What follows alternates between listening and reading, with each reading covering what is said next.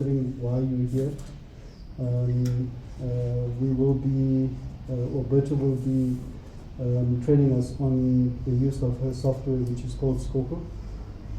But before I explain what our thinking is, let me introduce Berta to you. Berta is a software developer. She owns a company called Untitled Software, and it has developed a number of platforms, one of which is Skhokho. So everybody knows that we assist small businesses or entrepreneurs or business owners with registering their companies and doing compliance and so on. And for a long time, we've been looking for software that assists business owners in starting their businesses, but also running successful businesses. So a couple of months ago, I think it's about 2 months ago, so we got introduced by the guys from I'm an Entrepreneur to Tata Software, and I had a conversation with Berta subsequently, and we agreed that there is an opportunity for us to work together. And the thinking is that we would introduce some of our clients to Skhokho so that they can help us test the software. So it's almost similar to where's Robert? Robert, it's almost similar with Zero, where we give our clients a 30-day or 6 months free trial, get them to use the software, and then if they like the software is got value, then of course they will continue using and actually subscribe for a paid subscription. So the thinking is, and the reason why everybody is involved, and I think in particular the interns, is that there's an opportunity for us to make Skhokho an integral part of our service offering. And to that end, we are busy talking to Telkom at the moment to see if we could get Skhokho, including SACorpReg products, Infodocs, etc., introduced to Telkom. So, and as far as the opportunity is concerned, is that at some point we're going to look for permanent resources, individuals that will be able to assist and engage with the clients on an ongoing basis with regard to the software. So from that perspective, that you have been brought into it, one, to help us with the onboarding, but also to assist us with promoting the platform, etc., etc. Any questions on that? Clear? Okay. And then if I could allow Berta just to introduce herself. Probably do a better job than me. Okay, thank you very much, Stanley. My name is Bertha, and I think you've said it all. I am a software developer. I run my own software company called Daddy Software, based right here in Johannesburg. We develop everything from static websites, e-commerce websites, to more complicated software as a service websites like this one called Skhokho. We've been doing it since 2017, and we're very excited with this new product, which I think is going to change the landscape of small businesses, compliance and how they do, keep records, because we have built a fully integrated, business management suite, and I'll take you through it today here. Okay. Can I just go ahead? All right. So the software is called Skhokho. I got a question yesterday from someone I was presenting this to. Why did I choose to call it Skhokho? Because it is the boss of our software. If you know the meaning of the word Skhokho, it is the Skhokho software. So it is a self-explanatory. All right. So when you go to the website for the first time, the way you access it is just skhokho.io from any device, even from your phone. So you'll see on the picture here that it's built to be mobile friendly. So you can actually literally log into it. And people ask me, where's the mobile app? I'm like, no, you can just go to your Chrome browser on your phone, and then you can go to skhokho.io. You can log in. It is built to fit into a mobile device like a mobile app, and you don't have to go install it off the mobile store. So it's built to be what they call responsive. Then, when you have time, go through this website, the front page, and read about what it does. Then when you have more time, go to this navigation thing at the top. We have even more reading stuff that you can do there, because we have the project management application. You can click this page and read what does a project management application do. We've got the sales and CRM app, HR management, accounting, and OKR. And I'll take you through this in detail later. But I think if you're coming here for the first time, maybe it's important to start reading these things. It will take you 5 minutes. And then under the news there, we also have blogs, which are more detailed, sort of readings that you can take on. So if you want to learn more, for example, about objective key results, what are these? These are a goal setting methodology. How do they work? Over time, I'm going to write more and more blogs that we're going to add here. But it's a good starting point if you haven't worked with objective key results before, to go here and click on this blogs and read, and I'll keep adding more and more. So it's just useful reading. And I think as young people, and I always tell the young people I work with all the time, get used to the habit of reading. Definitely read these things on the blogs. Then when you're ready to log in, and I think in your case, you will receive a link, because you will receive a specific invite. Mm-hmm. So you won't have to create an account yourself. You'll get a link in your email, because the owner of the account is the only one that should be inviting people into the account. If you come here and create your own account, it will be on your own bill. Mm-hmm. But if you are going to be a member of an organization, you should actually wait for the owner of the organization to send you an invite link, which you get inside of your email. And there's a link that you click. It will take you to a page that looks something like this. It won't be like this exactly, but it will look similar to this. And then you'll be able to set your own password, and then you'll be logged in. So the first time you will just create an account, but it will come from an email from your boss. Mm-hmm. So I'm not going to cover that in a lot of detail. After you've done that, then you'll have your own username and password. Because it's a cloud-based system, you have to access your profile. So you have to log in like the way you log into Facebook, username and password. Then you'll be able to sign in. And when you sign in for the first time, this is the dashboard of the application. You will also have a dashboard similar to this one. If I can show you at the top there, these are all the the dashboards, little mini dashboards of the different applications. And on the right over there, you also have navigation. So navigation is just like a menu. Think of it like a menu. So this is the menu of the app. At the bottom here, you've got a same menu. If you click there, it opens up into a bigger menu, but this menu is exactly the same as this menu there. It's just displayed differently. So this one, you can see more detail, but if you open, for example, this personal app there, and you see that, is the same as if you open the personal app over the top there and saw that, so that's the same menu at the top. Now, when you come for the first time, we got this question, you want to update your profile. Because when you create a new account, you won't have a profile picture. You'll have a picture of a lion there. So you must come to the top. If you go to the top under settings and you open the settings there, you will see the profile settings, and you click on that, on the profile settings, and you go there. It's taking a bit of time to open. And when you get here, you'll be able to view your profile. You see your current picture that you've got. Then you can edit your profile there. This is where you edit your profile picture. Now, I noted that sometimes the image doesn't load. I suspect it's the image size. Mm-hmm. So I have a limit of, obviously, like 5 gigs. I think you can't have an image bigger than that, or 5 megabytes. But I will put a note here so that you know why it doesn't, so that you have your image must be small. Like if it's too big, you can just crop it, or compress it, so that it's not more than 5 megabytes. And then after that, you can change your name and everything. That's important. If you want to change your password, you can do it here, but you can also do it on the login page if you forgot your password. And then email settings, don't worry about this. We actually don't need this right now. Personally, you're not going to write emails from this application. So when you get started, that's the first thing to do, is to do your personal profile. This is just the picture that shows there, so that you can know who you are. And then the second thing is the actual personal profile of yourself in the organization, your HR profile. And then that one is covered under the personal app. So everyone, when you start for the first time, everyone will have the personal app. The personal app is like your own. Think of it as your own personal space where all your things are going to be noted. So when you go to the personal app, you will have your tasks. Every time your manager assigns you a task, you will see it there. You will have your HR file, which is all your HR information, and you will actually be inputting your HR file yourself, And then you will have your leave records. If you want to apply for leave, we've got a leave system. You will be able to apply for it there, and then you'll see the leave that you've applied for, and your leave balance will be shown there.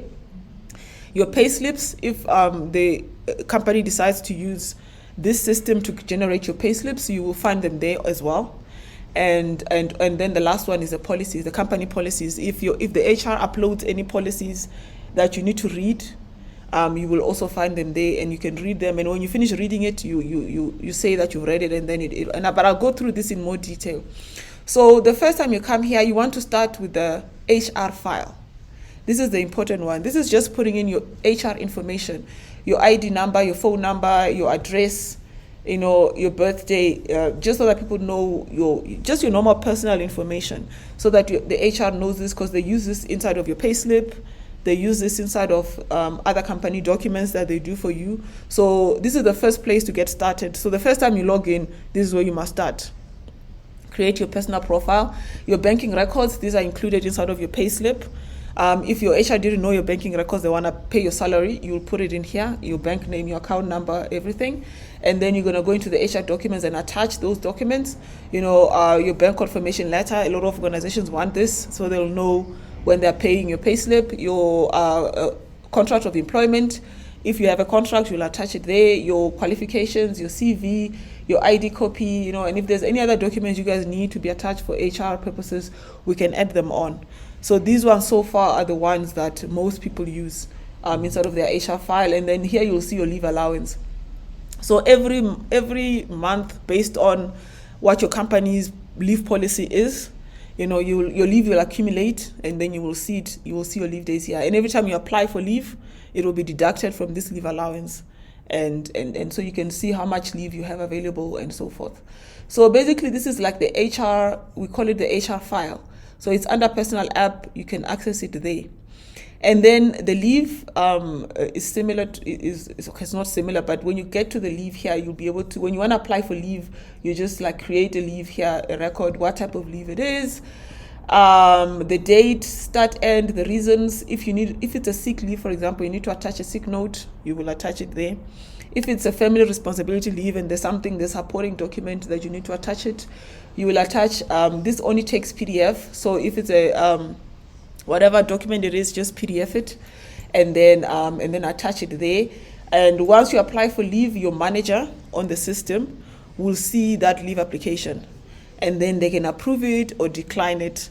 And then you will see here the status of the leave. So this one was already taken, but the first time you will see, when you create the leave, it will show that the leave has been created. Then when it's approved, it will show that it has been approved. After you take it, it will show that it has been taken. So all your leave will, every time you apply, this table will just be longer and longer, and then you can track, leave from the past will be here.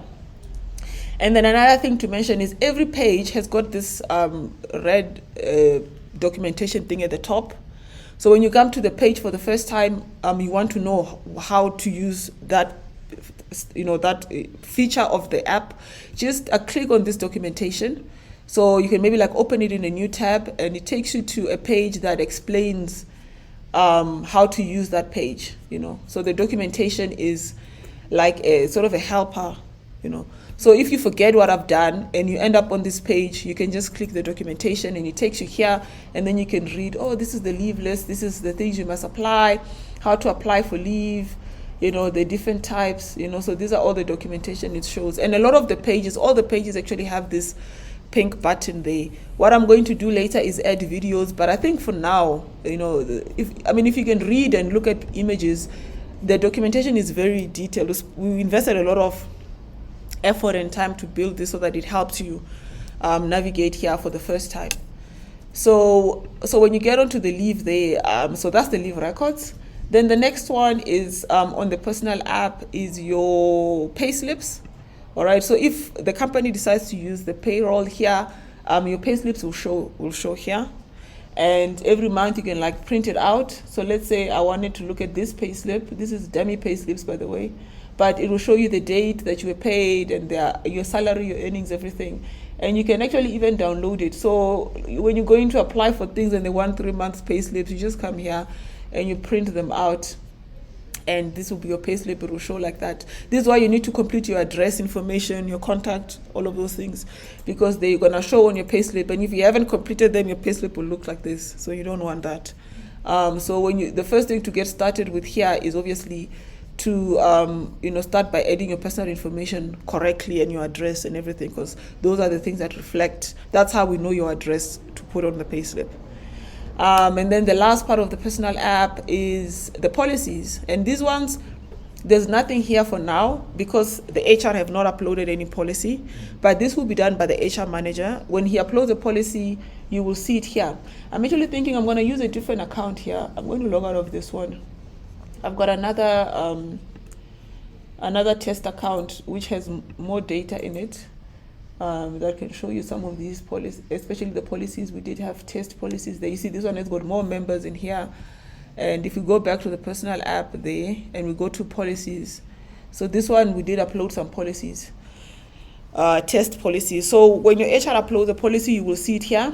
Let's say it's your social media policy, your leave policy, whatever it is. There's a lot of policies in HR.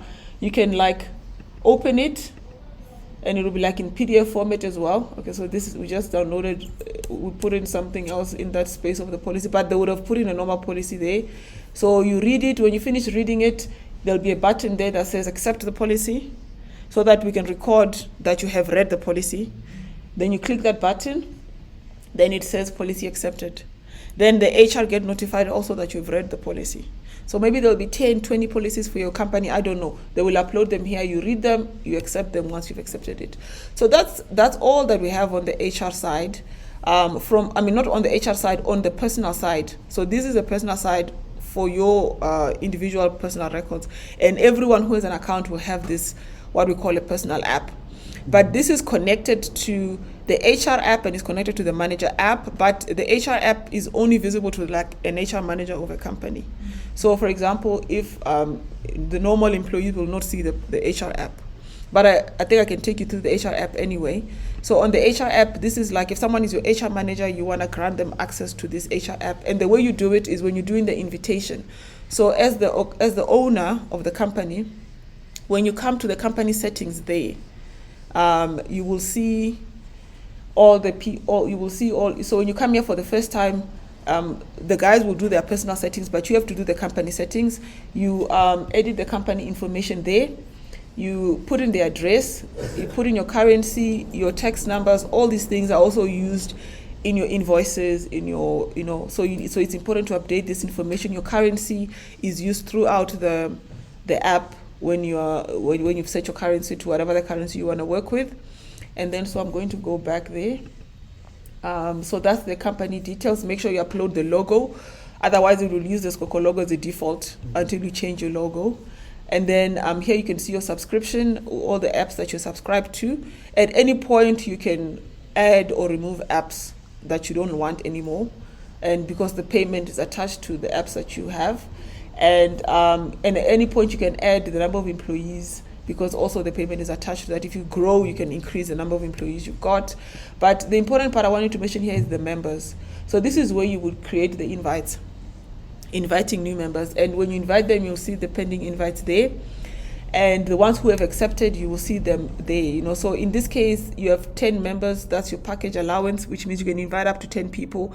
If your company grows, you can always go back to the subscription and change this and say, add, reduce the number, and you can go from 4 to 10 to 11 to 20 or 21 to 50 up to 500, and then your billing gets adjusted accordingly. Then when you've got the members here, so this is where you'll decide who has what access rights. The first time you invite them, like here, you can choose what access rights you give them, because you don't want to give them rights to everything, especially the HR app, because then the HR person sees the payslips of everybody and can upload policy documents. Obviously, you want to only grant this to the person who's responsible for your HR. The accounting app as well, you only want to really grant this for the person that's doing your accounting, because then you don't want everyone to see your financials of your company. But general employees will have the project app and maybe the CRM app. If people are working on sales, they'll have the CRM app, and if they're working on projects, they'll have the project app. This manager app, you will grant it to people who are going to be departmental managers themselves, so that when they and departmental managers can also invite people, by the way. So if you are like an MD of a company, you can actually just invite only your managers and give them all manager access, and then let the managers invite their teams.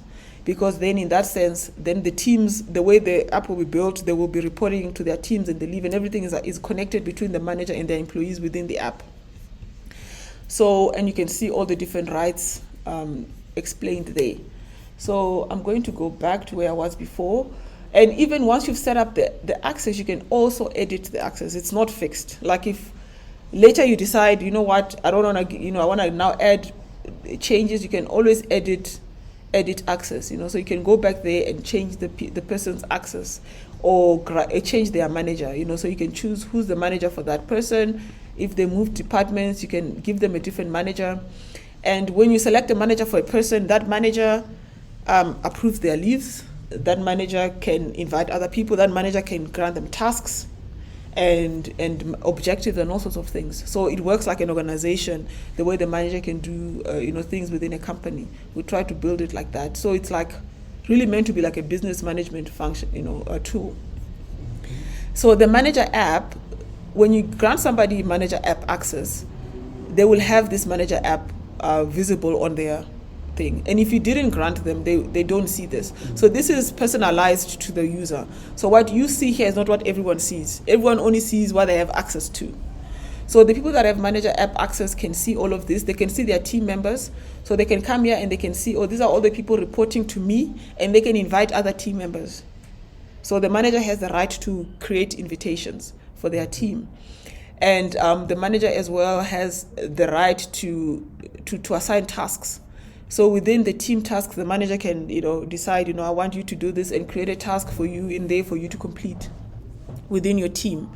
And the manager can also, here they can see the HR file, but they don't see everything in the HR file. They just see like the things they need to see, like the CV and the qualifications of the people that report to them. They don't see, for example, the banking details, because obviously there needs to be some sort of controls. Your manager might want to see your CV, might want to see your qualifications, and so forth, and when you started, and that's all they see. And they don't see anything else. On your leave balance, if they want to approve your leave, they can come and go into your details, and they can see, this is your leave balance, this is how much you've already taken, and this is how much you need, and then they can decide if they want to approve or not approve your leave. So that's all they see. They don't see your full file. And then on the manager side, you also see the leave records. So over here, every time someone applies for leave in your department, if you're their manager, you will see their applications here. So you can approve or reject the leave, there if you want. Like this one hasn't been approved, or it's just created. You can go in there, and then you can decide to reject it, or you can approve it. And if you approve that leave, then the person sees that their leave has been approved or it's been rejected. They get an email to tell them that what has happened with their leave, and then this tracks the employee leave information. So that's what the manager does on the manager side. So far I've covered the HR. Okay, I haven't covered this in detail. So the HR, when you get started with the HR, you've got the HR settings. So the HR manager, I think when you get your HR person, I can give them more detailed training. Mm-hmm. But the most important thing for you to set up from the HR side is your payroll date, if you are going to be using the payroll here, because on the payroll date, the system will create payslips and create the expenses and add it into expense list. Like it will sort of run your payroll for you, because from the accounting side, it will add it as an expense to your business expenses, and then it will create the payslips for your employees on their profile, and then it will tell them your payslip is ready, so they know. Yes, but manually you gotta have to pay them in their bank accounts manually. But from the records point of view, that will be managed, and you can then set the leave allowance for a business. So businesses are different. Some businesses give you 2 sick leave days, some give you 5. So for your business, you'll set this, and then on payroll date, this leave allowances get automatically added to the person's leave balance every month. So these are the things you gotta do on the HR setting side. So once you've done that, you can see your employee records.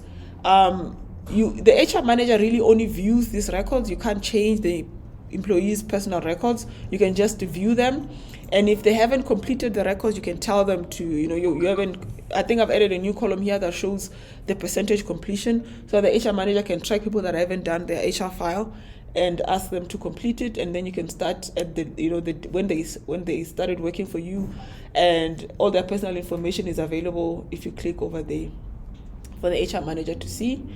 And then you've got the payroll records here as well. So these are different. This is like like the employees, how much you're paying them for everything.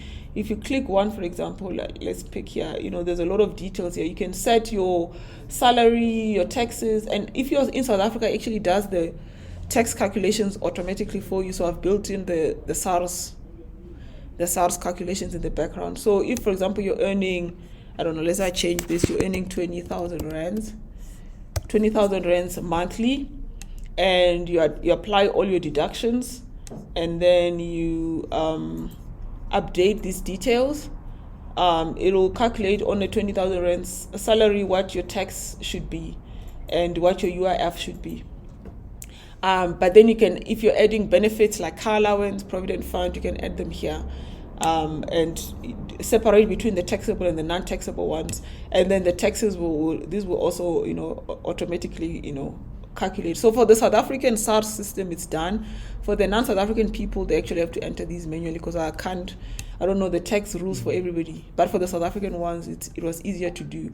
And then you can view somebody's mock payslip, because I know sometimes you want to see what it looks like before you finalize this payroll, and you can see that in PDF. When you're happy with that, you just save it, you just leave it like this. Then the system monthly will create the payslip based on these values that you have put in here. So when you go to payroll records, you will see there your payroll date is on the 25th. So on the 25th, it'll run these numbers and create the payslips for the employees. Excellent. Or you can, if you don't set this and you want to just run it manually, you can also do that. If you're doing payroll different days of the month, you can also do that. So that's what the HR app really has for now. I think what I'm going to add in here is the templates. I was asked yesterday for HR templates, things like, employment contracts, blah, blah, blah. So we're going to maybe add these later. But for now, the HR, the manager, and the personal app sort of work together. And then within the manager app, you only show what the manager needs to see. On the HR app, you see only what the HR manager needs to see. And on the personal app is for the individual people, what they need to do personally. But they're actually connected in the end. They are all integrated. Any questions on that? I think from our side, it covers the basics. An area that I could definitely see potential is on the learning side. Yeah. And I don't know where you would put the keeping track of what training, whether that would be formal training or informal training. Almost like a register of what training the person is being on in the company. And to link that to your Skhokho as an LMS, Learning Management System. Yeah. So that when they complete the course on the LMS, it updates automatically into either the personal app side or the HR app or that's something we can definitely add in the future, because we already have an LMS. We already have a Skhokho online platform to do learning. And the thing is that organizations would have to create their own learning content. They would have to create their own learning content, and the manager would have to assign courses that people need to do. And we can definitely integrate that, but it'll probably be a separate app. We will create a whole different app that is called Learning Management, and we will add it there, and it will probably be in the future iteration of this. Yeah, but I agree that's important. Yeah, that'll be very useful to do learning management. That's also part of HR, but yeah, we'll add that on in future iterations. When I was looking for an HR app, it was more on the performance management. There's something in small businesses that lacks. Yes. Which typically gets the business into trouble, because now you've got an employee that is poorly performing, but you don't keep, as a business owner now, you don't keep to your own policies and procedures with regard to performance managing that individual, including discipline. So the small business ends up firing the person. But the firing of the person is effectively what do you call it when you go to the CCRA? The person goes to the CCRA. But you get my point. Where the firing of that person then is. It's after the fact. Sorry, it's after the fact that it's before. It's irregular. Let me just use the word irregular. So from that perspective, it would help if there's a performance management app as well. That basically says that the person, because what we're now saying is that the person has been trained, but every 3 months. There's a performance management discussion, and one can show whether the person is improving, not improving. Yeah, definitely. So that one, we actually have all the tools in place to integrate performance management, because you can see we already have the manager app with the tasks, 100%. so you can keep track of. Already you can keep track of the tasks you've given people and completion of tasks. Because if you go to the manager dashboard, you can see over here, it will show you like individuals. These are the tasks that people have, like Pablo, Catherine, whatever. You can see that you have 3 tasks and 2 of them are overdue. So you can keep track of how people are doing. And then over time, you can then use this to say, when we have a performance discussion, look at your records. This last month, we assigned you 3 tasks and all of them are overdue. You didn't complete them on time. So your completion rate and things like that, we can already calculate these now. So maybe you just have another tab that says performance meetings, and then in that performance meetings you discuss it. But the tools to track how people are doing is already there, because over this we also have the objectives, which I'm going to cover now. The manager should be able to track how well people are doing the things that they are given to do. But then from the objective side is where you can now assign actual goals that you will then measure when you're doing performances, because now these are just tasks, they are not goals. But when you get into objectives, then you can start assigning for your team, okay, your objective for this month is to get 50 clients or whatever that person's targets should be, like KPIs. But instead of working with KPIs, we're working with objectives, and then you can then say, this is how you performed on these objectives, and you can use that for performance management. But maybe we can go into the objectives app now, if we're happy, unless anyone has a question on this, then I can cover for you what is on the objectives app. If I can just make a comment to especially the learners who lacks the experience of formal work environment, because your introduction to the work environment is in what we refer to as the learner setting. When you go and work for a corporate, everything is structured. It's not the same like here when you work for an SME. They've got proper HR departments, they've got proper IR, industrial relations departments, they've got proper legal departments, etc., finance department. Everything is structured. You as an employee that moves into a company will basically you will conduct yourself within that structure. To learn how a company actually works from a structured perspective would be to your advantage, because now for the first time you actually get introduced to that structure through an app such as Skhokho. And that's one of our problems as SMEs. We lack that structure. Everything just happens. You come in, you go home. Exactly. If it wasn't for the COVID register, there would be no records of your attendance. Exactly. To say that you've been at work as an attendance register that you need to sign. Yet the law says an employee must sign an attendance register to say that they were here, they started at this time and they finished at that time. Where's the attendance register? You see that? Is this something that would be useful to have an attendance register in here as well? So every time you log in, you literally sign in here, and then it tracks that you logged in. Okay, that would be easy to add on, because we already have. You can track when someone logs in and when someone logs out, and then that can be an attendance register. 100%. Yes, but then they can leave their computer on when they go home. That's but the system would also see that. We'll see if you're active or not. Okay. We'll also see that. Then the what was I going to say? So Completely forgot what I was going to say. Okay, the objectives. If there's no more questions, all right, I'll move into that.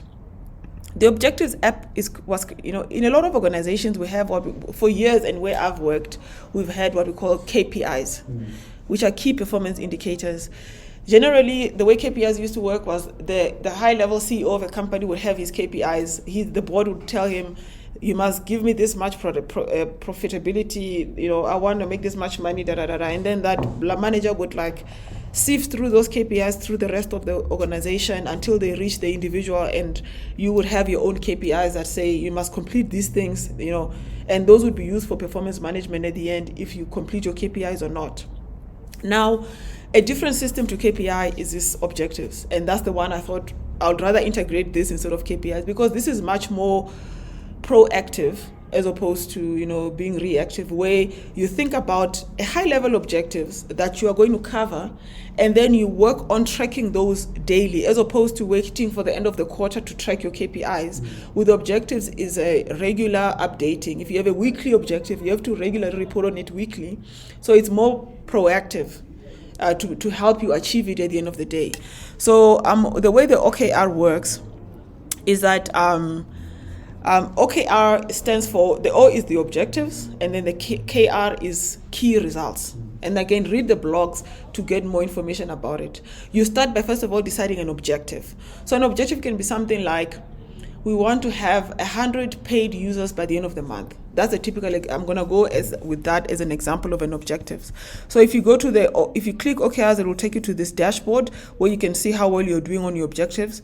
But before we even get to this dashboard, you can click on this objectives list, and it shows you all the objectives that you have for your business. For example, I want to go to the last one, which is this one. 1,000 active users in 12 months is a specific target. So an objective has to be measurable. It has to be specific. You have to say, I want to achieve this number of things by such a date. If you're having a business like this, you could say, we want to make 300K profit by November of next month. That is a very measurable key objective. So that's where you start. Then once you've decided what is your objective, then you start to you break that objective down into smaller key results or smaller targets. So in order to get 1,000 users in 12 months, what are the small things or the small milestones you must achieve to get to that objective? So the first one is, for example, you can say, an average of 20 app reviews, drive organic traffic, 500 visits per day. Maybe you can add more. You can add up to between 5 and 6 is recommended, between 4 and 6 key results per one objective. You don't want to have too many key results. But these are little things that if you achieve these things, you will achieve that one objective. So you will have 1,000 users definitely in 12 months if you have more than 500 people visiting your website every day. And then if your conversion rate is now 2%, whatever, you're going to come up with many key results to help you achieve that objective. Okay, so it's like little goals to achieve your big goal. Then once you have broken down those key results, then you start to track them. If you need to have 500 visits per day, how many visits are you having now? And how long is it going to take you to go from where you are now to 500? That's when it starts to track it like a percentage completion of that key result. So then you can go into the detail of these key results there, update key result measure. And then now this is the detail of that. So you started with 4 visits. You are currently at 100 and you want to get to 500. So every time you track where you are, and you can plot it even in a graph, and this will plot for you automatically. So you then start to come up with tasks. So over here you will see you've got tasks. You have to start creating tasks that are going to help you achieve that key result. So maybe a task for this can be, I think I have an example task here, complete your SEO on-page SEO. You can help with another task. Cold call people every day. Whatever task it is, every day you have to think about tasks that you must do to drive this key result forward. And then if it's a daily key result, you must update it regularly. So let's say I've done a lot of tasks and now I'm at 150, you would come here and you can update this value and say, okay, now I'm on 150 daily visitors because I was cold calling. You have to put in some comment here. Let's say I was cold calling, 2,000 people, whatever it is that you did to improve this number. You record what you've done, and then it will show. You can see at the bottom now you are improving. You are at 100 now. You're at 150. Even that number improved, and you can see your progress is growing. So every time you are tracking your progress, and you can see how far you are on the key result. And if you go back to your objective, as this one goes and that goes, even this number increases. So you are working daily. You're coming here daily to see how far you are to achieving that result. You see, so it's very, very important that these key results that you choose here directly influence the objective, right? And then for a business, you can think about, for example, I made the example with funder. This is the perfect thing to create an objective key result for. It can be, the objective could be get ready for funder, financing, and then your key results are going to be all those requirements. Have 30K revenue in 3 months. The other one can be have 2 clients, whatever. All of those would be key results, because if you achieve those things, you will achieve that objective. And then you start measuring what's your revenue now. You are at 5K and you want to get to 35. And as you improve that revenue, you keep updating your improvements, and then you can see, I'm 50% there, I'm now at 30, I'm now at 25. And every day you are working on achieving this. So this is a visual way of tracking your goals. And you know that if you achieve all of these things, you will end up achieving that high-level objective. So this is more proactive than KPIs, where you wait for the end of the month when you have to meet your manager to see, these were your KPIs for the month and you haven't achieved any of them. Instead, every day you open this thing, you're seeing how far you are, and make sure that you're working towards the goal and that you're going to get your objectives. Does this make sense? Any questions on this one? I think for me the example that you've used with funder, it's a great one. Yes. And you can see when are you actually ready. Yes. To submit an application. Exactly. Yeah. So the key with OKRs here is to select the right objective and to select the right key results that directly influence that objective. And what I will do is that I will create maybe template objectives for people, because maybe when you get started you won't know how to, and if you don't get it right, if you don't select the objectives right, if they're not measurable, you might not be able to get the benefits of the methodology.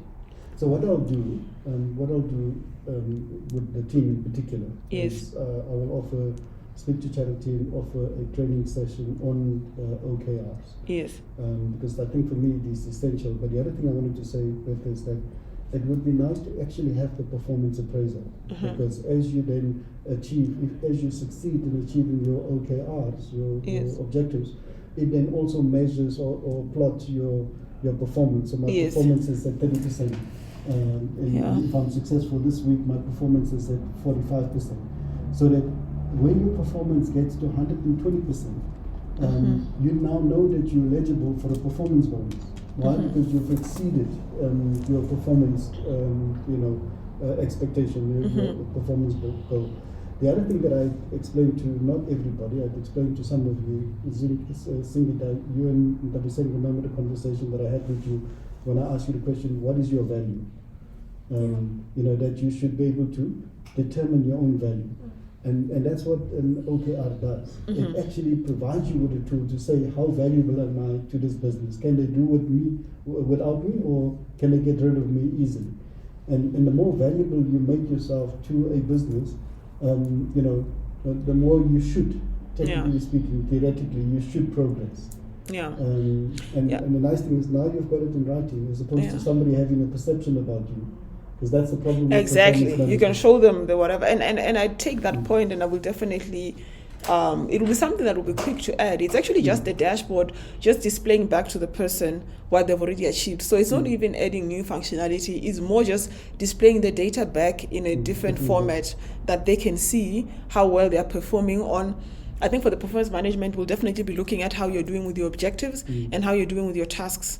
Between your tasks and your objectives, how well you are delivering on those things should be able to give your own, you should be able to see your performance, and your manager should be able to have a look at it and see your performance as well. So I will add that definitely. That will be quick, because the data is already there. I must just display it in a format that makes sense. And maybe if we could just add it onto our minute. Yeah, I've noted it here, and we will add it to our minutes of meeting. Yeah, definitely. So does the CRM speak to the OKR? So if I'm saying I'm contacting 150 clients per day on the CRM, will it speak to this? No. Or am I just entering the details? No, it doesn't actually speak to this. you would have to update manually the CRM, the OKR, because the OKR can be anything, you know, unless if you wanted to speak to it, because within the CRM, you do have sort of lead management systems already there that also track your performance of sales. Yeah, so if it tracks already this, but within a CRM functionality. So because we did have that question as well with the previous team that, you know, my objective is to land this client, and they wanted to use OKRs to track how well they are doing to land a specific account. That, you know, they need to make calls, they need to do this and that. And I said, no, actually, if you want to land an account, you should rather use a CRM. That's the tool for that, not an objective. Because within the CRM, there is already built-in methods of tracking how well you're doing landing the client and your drop rate and your whether you are successful in obtaining the business or not. And then I'll go into the CRM now, maybe when we're done with the objective, you can see how you do that, because that's a different tool. You know, so I would rather track that via this. But then you could have an objective that says land 5 clients in 6 months. That can be an objective. And then every time you land a client, you can update that key result. But the details of landing a client, you'd rather manage it in the CRM. You see. So I'm asking because it's important to back up what I'm putting on my own. Yes. OKRs. Yeah, definitely. On the OKRs, another thing I haven't mentioned. You remember, there's the objective that you create first, and then you start to create the key results. Then you track the key results. You know, now here we are. This page is for tracking. Over on the tracking page, there are many things you can do. You can update the values. You can create a task. You can also attach supporting documents. So if, for example, like in my example with my team, we have a key result for tracking website visitors, how many visitors we are having. And for the supporting documents, we actually attach the screenshots of the analytics, of the Google Analytics. So if I say, today we had 500 visitors and we are tracking that key result, then you're going to attach, we went to Google Analytics, this is the analytics that show we had 500 people today. So there is functionality here to add actual evidence of what you're doing, so that you don't just say, I've done that, and you can't prove it. And then another nice feature here is that you can then print this out. You can print this report. If you are having an OKR meeting with your boss, you can print this report that shows all the updates you're doing and so forth, and where you are, you know. And there's no graphs here, but maybe I'll add the graph to this report. But you can print this report out and, you know, and share it in email or whatever. So here's another angle, and I'm thinking about charity now in particular, both for the permanent staff as well as for the learners. Imagine with the interns, them actually updating the OKRs in terms of the learning perspective. What is it that you've learned? What experience do you have? And it, at the end of the internship, actually prints the report. Yes. Yes. So then you've got your experience. You know, you can attach it to your CV. That report, you can get it print. This report, every time you update the new measure, it adds it as a table to your report, to the report. So when you print it out, it will have all the records of every time you had an update. It will show all of that.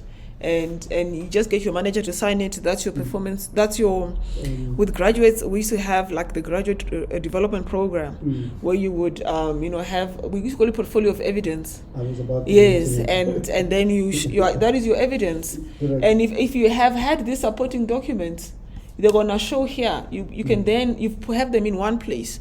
You can then go print all of them out, attach them to this report, and that's your evidence of how you've achieved that objective. So that's your portfolio. That's your portfolio of evidence. So we would have been sitting now for almost an hour. In about 10 minutes. Can we give a break, please? Okay, sure. And then when we come back, maybe we'll do then the CRM quickly. Okay. So we're breaking, Pam, can I just ask the intern? Okay, so let's continue. I've got the recording back on, so we are recording this session as well. Okay. We have now completed the first part of the training. We will go into I think we'll try and cover the CRM in the next 30 minutes or so. Maybe we'll be quicker. But if you look at the top, I don't know if I mentioned this, you see these, the links at the top, they take you directly to those dashboards. And again, you only see this if you have access to the app. So someone who doesn't have the accounting app, for example, doesn't see this. But if you click on OKR, immediately it takes you to the OKR dashboard. If you click on, if you're a manager, it will take you to your manager dashboard. If you click project, it will take you to your project dashboard, CRM, so forth and so forth. So once you get to the CRM, you can either navigate via there, or you can navigate via Sales App there, or you can navigate via, this at the top. But probably this will be the easier one, and maybe we'll find out later when we do the reviews which one you use the most to navigate, and that's some of the feedback we need to get with the users. So when you're on the CRM dashboard, you just get a quick. The first time you use it, there'll be nothing here; it will be blank. But as you use it, it will start to show your analytics. like the industries that you're mostly, pursuing. So a hustle is like a lead. So every time you're pursuing a lead, it will show you, where your leads are, which industries they're in.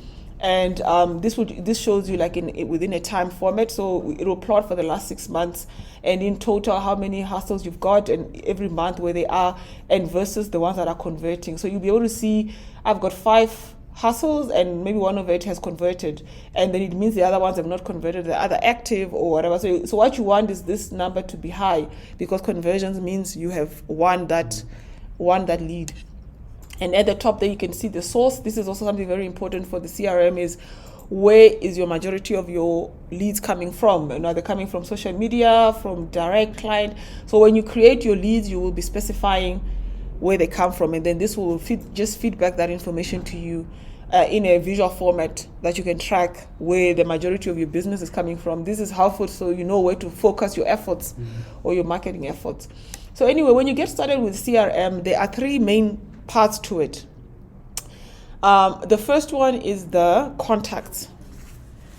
Every business has got contacts. So now I've met you, you're a contact. I'm going to put you there in the CRM just as a contact. Just have your name, your surname, your phone number, your email address, just be able to track who you are.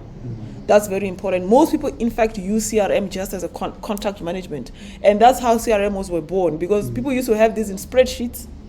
And then we realize spreadsheets and business cards. Business cards. You'd save business cards underneath your table, or you have that stack. So that's a good assignment for somebody to give them all of those business cards, and you put them in a CRM like that. So the first part is just contact management, and I think that's the majority of what a CRM does.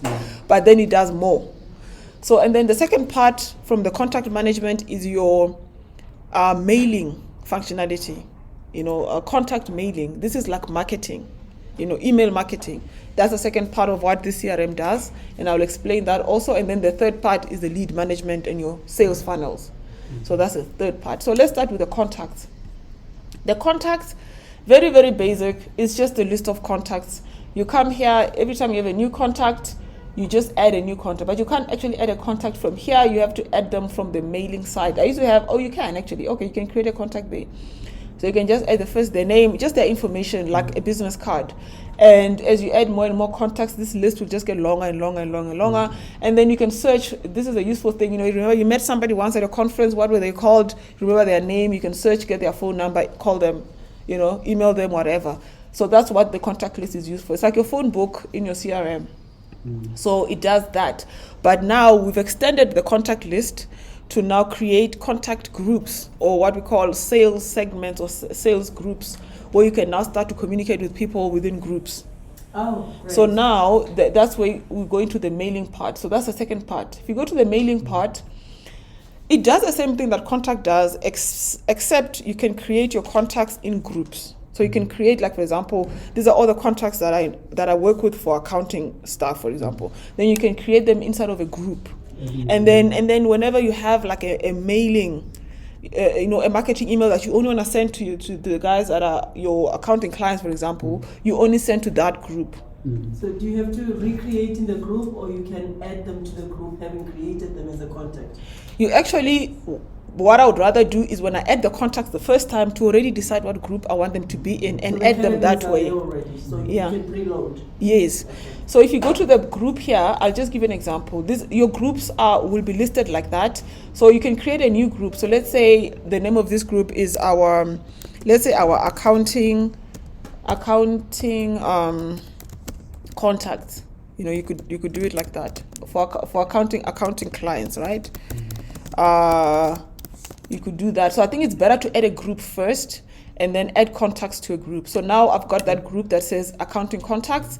You can see there's got no members, and you don't know the subscription rate because there's no members. Then you can click over there to add members to this group. So you see there's absolutely no members right now. You can add members manually. So this is the same as that other contact form here. Or you can upload a CSV. We added that functionality. So where I can add them, let's say I've got a CSV file from another CRM. I can just come up here and choose a CSV file. I don't know, let's say documents. I don't know. Let me have this in a list format. Just want to show you how you can do this. I've got a emailing list. I'm going to use this. I use it all the time. This 5x. And then once you've uploaded that CSV, you'll be able to map the groups. Like you'd have in the CSV. So the contact first name.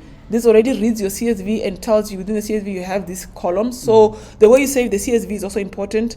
Don't leave spaces. Make sure the first line is your headers and so forth. So the first name, you could say, okay, that's the first name. The last name is that one. You could say the phone number. There's no phone number in that CSV list. The email address is that one. That's all the ones I've got. So the other ones are not important. You can just map that and submit a mapping. So what it does, then it goes and it from that CSV file, it will start to add the contacts, and it will do it in the background. So if you had 500 contacts, it will be doing them slowly. So you see it's 4 now, and I think I had 9 in there. So every time I refresh this, it will just it's busy adding them in the background. So once you've done that, these are all the contacts now in this mailing list. Now what I can do, you can see when they subscribe, because the mailing list is it's mainly for sending email, marketing emails to people. So, and they have the ability to unsubscribe from your email if they don't want to get your email anymore. So what you can do is that over here, you will see if they unsubscribe, you will see that will be no if they've unsubscribed to your emails. And what you can do once you have a contact list, you can have a look at the email templates at the top there. So you can create email templates to this guy. So there's no template here. You can create one, and it will just be in Word format. Oh, I was about to say HTML or no. Just a normal rich text email. Because what happens with these emails, they will come from your email account. So they're not going to be sent from Skhokho, because I cannot risk having everybody using the Skhokho email address and ruin it. But what will happen is, under the sales app, I should have started there. At the very beginning is the sales settings. So actually that's what you need to do first before you can even start sending group emails. You would go to the sales settings, and over here you can input your SMTP records. So you can put in your your domains, your whatever, and your passwords, your email password, and you can even test that these settings are fine before you leave your settings page. You can send a test email, and if it comes through, you know that you've put in your settings properly. Then what happens is when you go back and you create this email template, you can create a subject, so I don't know. So let's say this subject is test email. And then you can write whatever it is you want to write in here. And this is rich format, so you can have a heading, if you wanted, you can even put an image in here if you wanted, because it's rich text. You can link an image. There's ways to do it. Like if I had an image online, I don't know, Google for anything. I don't know, soccer. Can you copy and paste it in there, or? No, you can't copy and paste it. You have to attach it. You have to get the link of the image. So let's say you had that image, and you can. Where is the image? I think if you have an image like this, you can get the image address, and then you can paste that in there. I think it will work. You just paste it. Can I be excused? I just need to attend to something urgent. Oh, okay. Sorry. Actually, you don't paste it like that. It's our CSD, it's our ED money. Oh, okay, that's all right. I think you attach it there as the image. Okay, there's a thing, you'll find it later, but it has an ability, you attach it, you put that link in there. Yeah. The chain, the broken chain next door. That one. No, this is code. The chain right next here. Oh, this is linking. No, I think I remember where it is. It's here, insert. Okay. It's the insert image. There it is. And then over there, you paste that source, you see? Then you save. Then that image will be in the document, yeah. But you have to link it that way. Otherwise, you can't, yeah. And then, so you can have all of this in the email. Let's enter that. And then you can like update the template. So that's done. Then you can use a template. So you can say, oh, this is the email I want to send out to people. You can send live email. If you send live email, these guys are going to get your email immediately. So you don't want to do that. Maybe you want to send a test email first. So you can test and see what the email looks like before you send the live one. So let's do that. Let's send a test email. Okay, so that's been sent. I'm going to check my mailbox just now to check that email. But that's how you can send group emails to email contacts. So this is what you would do with MailChimp and pay your MailChimp for. And MailChimp limits you with a lot of things, 2,000 contacts, blah, blah, blah. But for a small company that's just tracking 500 contacts, 200 contacts, you can definitely use this simplified version of sending emails. So I'm just going to have a look at my mailbox. Wait for that email, should have come through. There's the test email, and then there it is. Okay, so initially images are blocked. I have to show the images, and then you can see them. So that's the test email. This is what it looks like when it comes to you. And the person can read it, do whatever they want to do with it. They can unsubscribe. We can't remove this button. It has to be there legally. So, and then if they do unsubscribe, when you go back to your mailing list, edit list, you can see that they've unsubscribed if they click the unsubscribe button. You see? So that's basically the mailing functionality of the CRM. So I've shown you the contacts, the mailing, then the lead management, which we call hustles, like a hustle. Just a question on the group mailing. Can a contact belong to more than one group? Yes. Okay. Yes, you can have a contact belonging to more than one group. I think that's possible. But I'll have to double check that. Because in reality, it is possible that you could have multiple groups and somebody in more than one group. Yes, so definitely you can do. With SACorpReg, you have clients that are registered for CSD and HBRC, all these other different categories. And if we needed to mail them all, then we don't want any client left out if they belong to that category. Yeah, I'm going to double check that, but I think it's possible. It's possible. You just can't add the same contact to the same group. Like let's actually test this now. Like you see this guy, right? Let's just copy that email address and try to add them again, right? So I've copied that email, even if I give them a different name, right? And I give them a different surname, right? And then I give them a different phone number, but I use the same email address. And the job title, I don't know. Let's say they are founder, right? And you add the contact to the group. It added them again. So that shouldn't happen. Oh, it's duplicated in the same Yeah. But I think it actually doesn't add them. Let me just refresh this. Oh, it's 10 contacts. It was 9 before. It's 10 now. Let me just check. What was that email that I copied? Do you remember what that email was? It's the first one. This one? Yes. Okay. And where is it? Okay, yeah, you see, it's the same email address. So that shouldn't happen. Or maybe it's because the names are different, but it does, either way. So then you shouldn't be able to add the same contact to the same mailing group, because that's duplication. But you can add them to a different one. So I've noted that. I'll just have the developers just double check that, what's wrong with that. Then, any other questions on that? No. Also, the other thing I wanted to mention is when you're inside, like you're doing this, you can always navigate back using the breadcrumbs, you see. So if you were here and you wanted to go back to the mailing list, you can just go back there instead of trying to search for it again on the menu there. So a lot of the pages have got these breadcrumbs. It's because when you go into the detail of a certain functionality and you go into more and more details, you go into the email templates, for example, you're going even into more detail within that. So when you want to go back to the list, you can use this, breadcrumbs to go back to the list. use this to go back to the high level list and then, go back to the dashboard, where you started. So that's just for navigation. Then the next thing I wanted to talk about is so we discussed the contacts, the mailing, the hustles. So the hustles are like what most CRMs would call leads. Leads is when now you're tracking a specific client, potential client. They are different from contacts. Somebody might ask, but what's the difference between a contact? A contact is just someone you just made, you just have a business card of a contact. A hustle is when you are now actively pursuing a business, a potential business with a client. Then that becomes a hustle or a lead. You're literally hustling a lead. Then you go into more detail about that, that hustle. It's not just a contact. So let's say your boss has given you a project to say, please acquire client ABC. So you would come here and start by creating a new hustle. Okay, so you label the hustle, the source, where did that come from?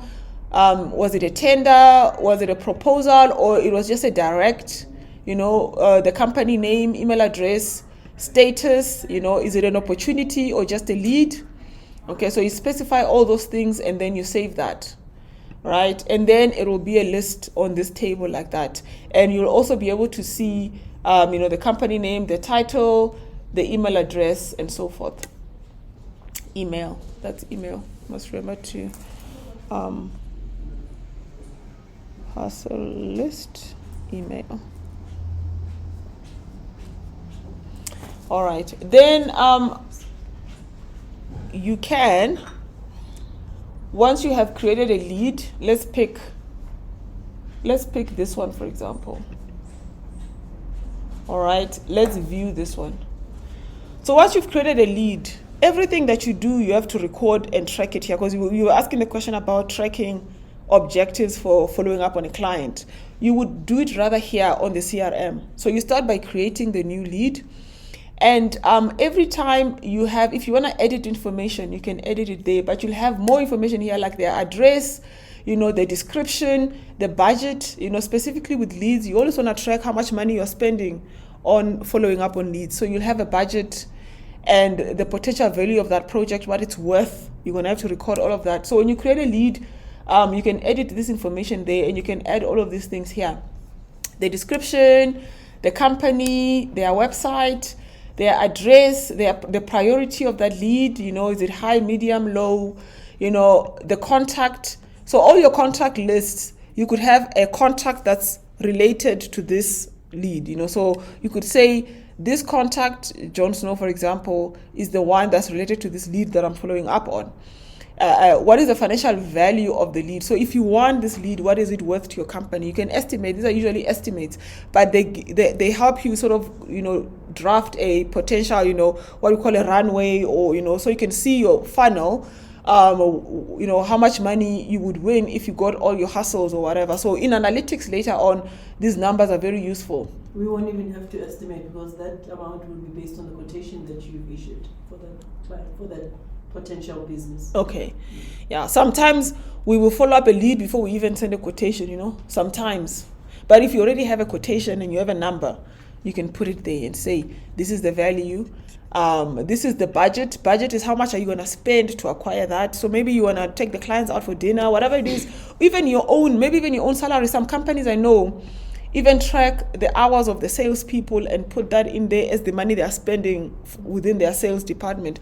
But we don't have it in that granular detail that it will do that based on the hours of the person tracking this. You'll have to manually add this number. So if you wanted to include that, the salary of the salesperson in here as a budget, you can put it in there. This is how much money I'm going to spend to follow up on the lead, and update the number every time you change it. And then after that, that's all the information you save there. I'm going to go back to the hustle. So which one were we looking at? This one. Okay. View the hustle. All right. So once you update all of that information, it shows there. So now every time you have a meeting with that client, you will record it here. This is very, very important for many reasons. I've been in a sales department before, and one of the main problems is you have a person working on an account and that person leaves the company for whatever reason, and you can never remember, or no one knows what they were discussing with their clients. Sometimes they even take their clients with them. So if your sales team is recording the meetings, the stuff they're discussing on a regular basis, even if that person leaves the company, you can always go back and look at the meetings, and this is the things that were being discussed, so that if somebody has to pick up that account, all the records are there. The documents, if there's any documents that you're discussing with that client over, you save them in here. Whatever it is, minutes of meeting, okay, not minutes of meeting, but if it's a tender document, a proposal, an RFP, you would save all of those in there. And notes as well. Notes are just, anything we discuss. A note is in that rich text format, so you can just write a whole Word document in here if you want it. So every time you have something, a note that you want to note for that person, you can record it there. And so you can show the notes, the documents, the meetings, and the hustle details. And then over time, you can see how you are performing, tracking that hustle. But the analytics, you'll now see them under the sales dashboard. So under the sales dashboard here is where you'll start to see how well you're performing with your leads, where the sources are coming from, and who's the top industry. All of these will now be showed to you. And perhaps we're going to add that. What did we discuss?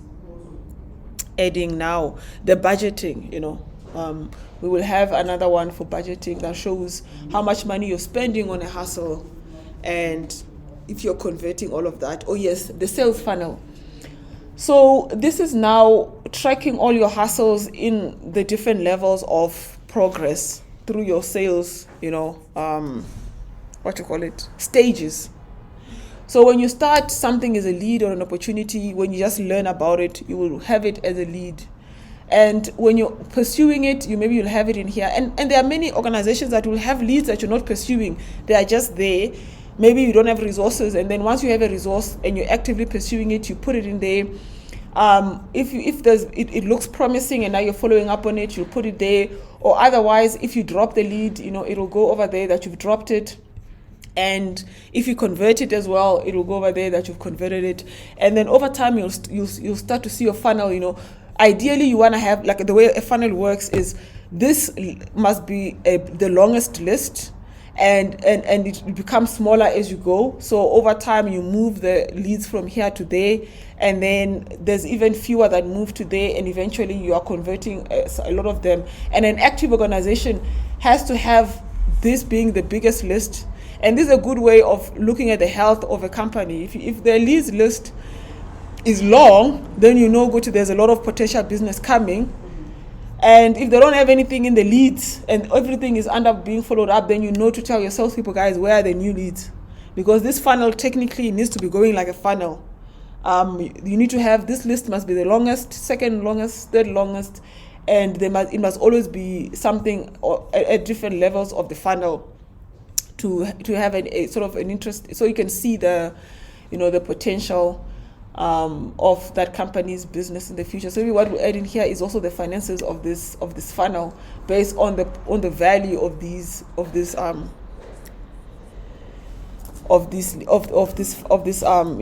hustles. So whether once the lead is loaded, can it be assigned to someone specific to work on it? Yes. Usually the person who loads it is the one that is automatically assigned to it. So remember when I said at the beginning, not everyone will have CRM access. So maybe your boss will decide who to give CRM access to, and they will give it to the sales department only.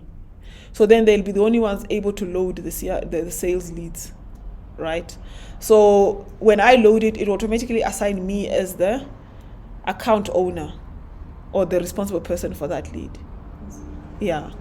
That's how it's done. It's not done in a way that you can load it and assign it to someone else. So the way I see it is that if you had a department of multiple people and you wanted somebody to be responsible for the lead, you tell them to load it, and then it will show under the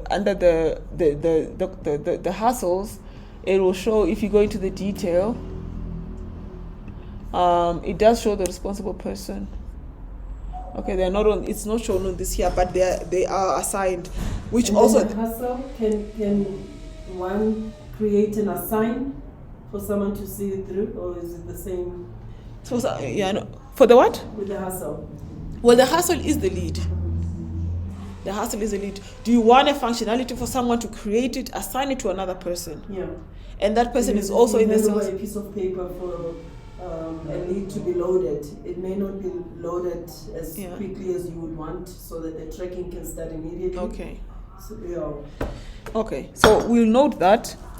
Add the functionality for someone else. Call it a manager or whoever. Yeah, it will have to the manager, because currently there is a functionality for the manager to assign tasks to their team. There is a functionality for the manager to assign objectives to their team. But when it came to projects and CRMs, because we know it's the sales, it's the specific department that will have access, it won't be the whole organization. So by the time you have access to the sales app, you are already a salesperson in the company. And then we just assume that then that person will be able to then load their own. So there could be a sales team manager. Yes. Who has a sales team underneath. Yes.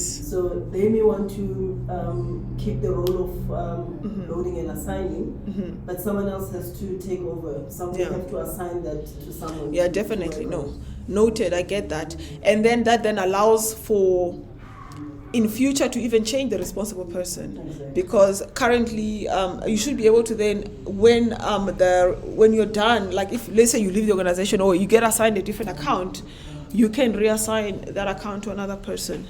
And we will duplicate the same thing on the project side as well. Yeah, no, I've noted that as well. And so that's basically the sales stuff. And then the only other thing, if you look at the sales app at the bottom there, you've got meetings, documents, and notes. So these sales meetings, it just aggregates the meetings which are recorded inside the different hustles in a list format. So if you wanted to just search through the sales meeting and you don't want to go through the individual hustles, you just wanted to see what are all the meetings in the sales department, you could just look for them under the sales meetings section. And same thing with documents, same thing with the notes. So you can assign them only within the hustle, but if you were searching, let's say, in future, you could search them just under the meetings tab, and you will see only meetings that are related to the sales department. Any questions there? So, how do you schedule an appointment? Let's say you book an appointment, you have this contact or hustle that you're busy with. Within that, are you able to set up an appointment? Yes. Okay. So the way you do is let's go back to the hustle list, right? So let's say these are all the hustles you're following up on. So then let's say I'm following up on this one, sell website to the onion and tomato vendors. So let's go here and view this hustle. So remember here you've got meetings and then you've got documents. So under meetings, you can create a meeting. So let's say I create a meeting and I say this is what is this meeting? Follow-up meeting. Client follow-up meeting, and then here you can have the description of what is going to be discussed in that meeting. You have to be very descriptive in your description, and if you have meeting links as well, this is a good place to add them. So let's say meeting link, whatever, you can add it in here, HTTPS, whatever the link is. Yeah, right. And then you're going to say the date of the meeting. So you're scheduling this, let's say it's going to be on the 29th. What time is the meeting? Let's say it's at 1 p.m.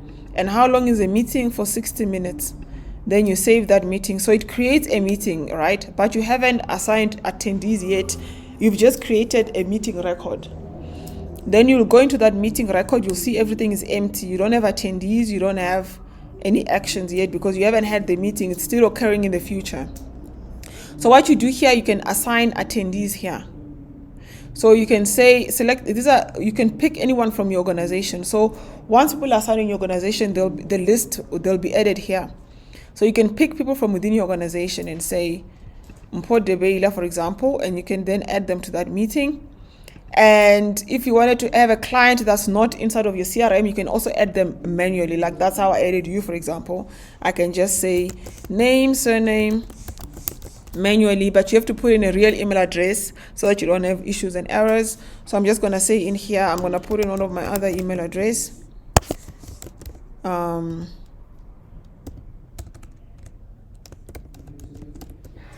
right, add a meeting attendee. So you add all the attendees that are required for that meeting, then you can send them an invite and it will schedule it. So if I click this button now, send meeting invite to attendees. Let's say I click it. Or you have to gonna pick a time zone, because depending on where you are, let's say we're in Johannesburg, it will say success. It means that these guys are gonna receive an email with an invite, which is like a calendar invite which they can accept, and then that meeting is gonna now show in their calendars. So you can schedule a sales meeting that way. And when the meeting happens, then like what we're doing, like now we are having a meeting. Every time there's an action point, you can add that action point in here. Then when you're finished, you can view the minutes of the meeting or email the minutes of the meeting. If you click email minutes of the meeting, it will email these guys, all of them. It will email that PDF of the minutes of meeting document to all of these guys. The way I emailed you the minutes of meeting, you do it directly from here. Any reminders? Reminders will be off your calendar. The reminders will be off your calendar, because once you've sent this invite, the person that receives it should be able to, let me just double check something. Okay, so it hasn't come through yet. Okay, it's just a payslip.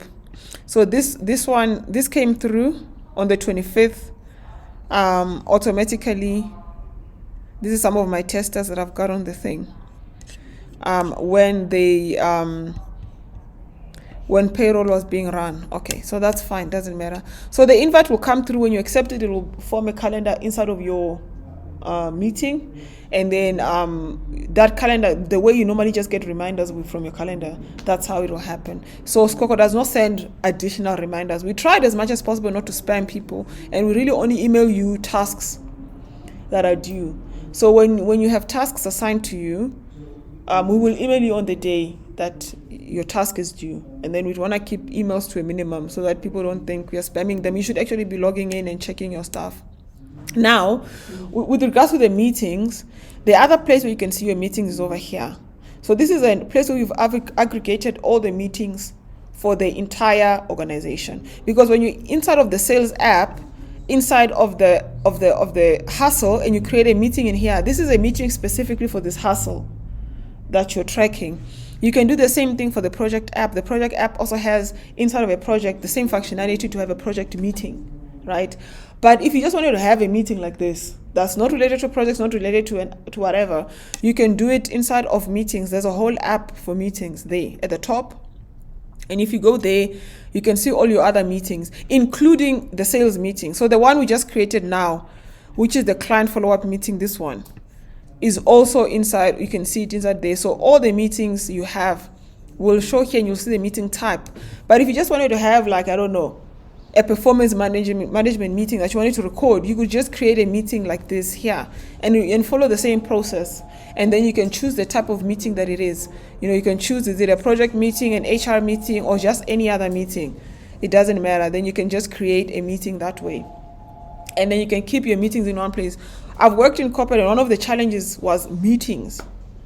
Meetings, people talk and they write on a piece of paper what they've discussed. Sometimes they email it, and 2 months later, no one can agree what was discussed. And you can't find that piece of paper anymore. It's lost. So what this app does is to record the meetings as they are happening with the minutes and have them in one place. So if you wanted to remember what we discussed 6 months ago in that kickoff meeting, you can just come and search. This has a search functionality. You can just search through here what it was, that meeting, and you can find it. You can go and you can view that meeting information, and you can remember what it is you guys talked about. So it's just keeping records for a company in one place. All right. There was something else I wanted to cover in this last 5 or so minutes, is the tasks, the manager assigning you tasks, because this is something probably you will do. So your manager, because when we were discussing manager assigning hustles, then I remembered this, that I didn't cover this. So your manager has this button here under team tasks. And remember, documentation, just open this if you want to read the documentation about tasks. Now, your manager can create a task here, and they'll see everyone that reports to them, and they can assign a task to you directly and give you the name of the task, whatever it is, and the due date. So say this task is due on the 30th or whatever, they can do all of this and assign you a task. Once they've done that, when you go to your personal app, within your personal app, you will see my tasks at the top there. Under my tasks, all the tasks assigned to you will show up here under to do, including the project tasks, including the tasks the manager has assigned, including the sales tasks. If they assigned you a task within sales, I think the only thing I haven't included here is the OKR tasks, because that one is managed in the OKR app. But all your tasks will appear here. And then you can see the things you need to do. Another place where your tasks will appear is when you log in on the dashboard. Underneath here, your to-do tasks will also appear. So if let's say, and you can also create a task for yourself if you want, because let's say you want to remember to do something. Oh, don't forget to do that. You can go to personal, my tasks.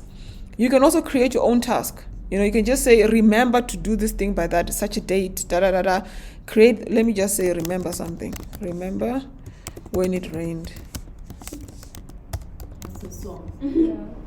So let's say I created this task for myself, right? And the moment I create it, it will show up here, remember.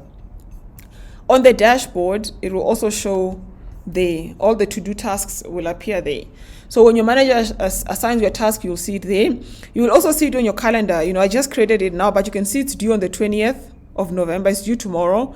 And it shows on your calendar also when this task is due, so you can see it. But also on the day that it's due, it also sends you an email to remind you. That morning at 6 a.m, you get an email saying, you know what, you've got this task that's due today. So it only sends you once the day that the task is due, so you don't forget that you've got something due on that day. So you have no excuse when you go over your tasks, they'll show in red, The due date will be in red with fire, showing you that you are behind the task. So if you go to my tasks over there, you see these ones here with the red. These are tasks which are overdue. This is telling you that you are behind. So you don't want this to happen. Overdue date can only be extended by the manager who assigned. No, you cannot extend the overdue date of a task. Seriously? Yes. So once you've assigned a task, it will remain. Because tasks are meant to be simple. They're just simple things. Things like objectives, projects, those things you can edit because they're complicated. But tasks are actually, and we did this on purpose, because people create a task and then they keep changing the dates. And then over time, everything looks like they're 100% on top of things when actually they're just extending the due dates, of the tasks they created. That something was due 6 months ago and you've been exchanging the due date and it looks green and everything looks fine when actually and you're defeating the whole purpose, like you're cheating the system. So in this environment where where the task is delayed because you're waiting for a client to provide a requirement, so you literally would have to close it. Yeah. Probably send an email to the client to say we'll reopen once we've met all the requirements. So you can't. There's no other way. And tasks are not supposed to be created for complicated things, right? So if it's something that requires follow-up and things like that, rather create an objective or maybe have a lead, Tasks are meant to be very simple things like call this person by such a date. So or we have to redefine. Yeah. Help us to redefine. Very simple things like please take this to the kitchen or tasks should be very, very simple things. If you have recurring things, because the other time they were trying to do recurring things, like every week you have to, for example, call 10 people every week. Okay, that's not going to be a task. You're going to put it under a key result. Mm-hmm. Every week you need to call 10 people. And then every week you can report how many people did you call this week. Did you call 10 or did you call 9 or, So another important thing about this thing is to use the right tool in the right place. Because we had that question and I said, no, if you're doing something that is weekly, then it's not a task. It is a key result, or something like that. Then you report it weekly so you can plot it and see are you achieving it or not. Here it's, I don't know, write an email to Mr. X. That's a task. And then there's no need to go edit it again. If you didn't write the email, you didn't write it, it's overdue, Yeah. Sorry, do you wanted to say something? No, I posed the same question that you just. For this environment, yeah. Okay. Okay, perfect. But as you use it, these things will come up, and we have that WhatsApp group, right? That, ask questions there. And I'm there. I'll try and see if I can answer as much as possible. And if there's a problem, like you come across something, take a screenshot, take a screenshot of the page, put it in the group. If you're having challenges with any part of the software, definitely do that. That's the whole point of, working on being the first users of a software, is to track it and give constructive feedback and so forth.